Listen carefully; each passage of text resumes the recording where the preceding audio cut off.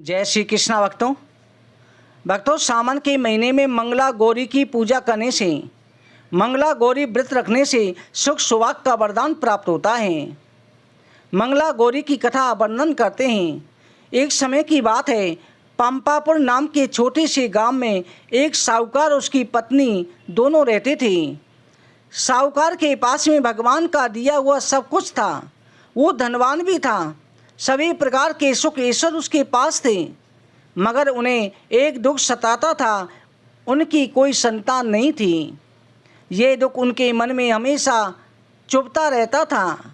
एक दिन की बात है, उस साहूकार के घर एक साधु महात्मा पधारे। साहूकार ने उनका खूब आदर सत्कार किया।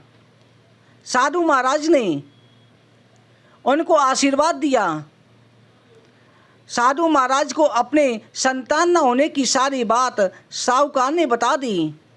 महात्मा ने साहूकार को सावन के मंगलवार के दिन मंगला गौरी व्रत रखने को कहा। पूजन विधि बताई कि सावन माह आने के पहले मंगलवार से ही साहूकार की पत्नी ने माता पार्वती का पूजन किया और व्रत करना शुरू कर दिया।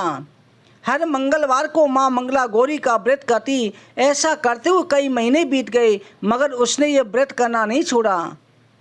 एक दिन उसके भक्ति भाव से प्रसन्न होकर माता पार्वती ने भोलेनाथ से उस साहूकार और उसकी पत्नी के लिए संतान का वरदान मांगा। उस रात साहूकार ने सपने में एक आवाज़ सुनी, जिस आम के पेड़ के नीचे गणेश जी विराजमान हैं, उस आम के पेड़ का फल तोड़ करके अपनी पत्नी को खिला दो, तुम्हें अवश्य पुत्र रत्न की प्राप्ति होगी। अब साहूकार ऐसे आम के वृक्ष को ढूंढने लगा। कई दिनों की मेहनत के बाद आखिरकार उसे एक दिन एक आम का पेड़ मिल गया, जिसके नीचे गणेश जी की प्रतिमा स्थापित थी। साहूकार ने आम तोड़ने के लिए पेड़ पर पत्थर मारने शुरू कर दिए। ऐसा करने से आम तो टूटकर गिर गया, लेकिन साथ ही साथ एक पत्थर जाकर गणेश जी की प्रतिमा को लगा। इससे रुष्ट होकर गणेश जी ने साहूकार को श्राप दे दिया, अरे स्वार्थी, तूने मुझे स्वार्थ के कारण चोट पहुंचाई, तुझे भी ऐसी चोट लगेगी। माता पार्वती के आशीर्वाद से तुझे पुत्र रत्न की प्राप्ति तो होगी, परंतु 21 वर्ष की आयु तक ही जीवित रहेगा, फिर सांप के डसने से उसकी मृत्यु हो जाएगी। ये बात सुनकर के साहूकार घबरा गया। उसने घर आकर के आम का फल अपनी पत्नी को खिला दिया, परंतु गणेश जी के श्राप की बात उसे नहीं बताई। कुछ समय के बाद साहूकार के घर में सुंदर बालक ने जन्म लिया। साहूकार और उसकी पत्नी ने मिलकर के उसका नाम मनु रखा। देखते देखते मनु 20 वर्ष का हो गया। अपने पिता के साथ व्यापार पर जाने लगा।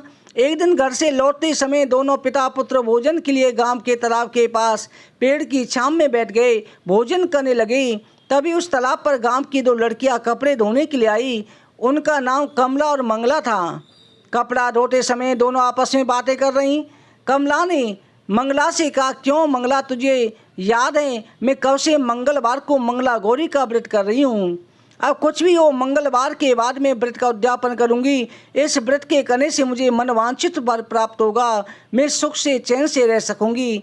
ऐसा कहते हुए कमला आगे बोली, मंगला, तू भी अगले साल से सावन के पहले मंगलवार से व्रत प्रारंभ कर देना, तुझे भी अखंड सौभाग्य के साथ मनपसंद वर मिलेगा। कमला की बातें सुन करके वो भी व्रत को तैयार हो गई। दोनों पिता पुत्र लड़कियों की बातें सुन रहे थे। उनके वार्तालाप से साहूकार समझ गया कि कमला नाम की लड़की उसके पुत्र के लिए सर्वश्रेष्ठ है। वो मंगला गौरी का व्रत करती है। उस व्रत के प्रभाव से उसे अखंड सौभाग्य का वरदान प्राप्त है। वो सोचते हुए साहूकार ने तय किया कि कमला का विवाह मनु के साथ करवाएंगे।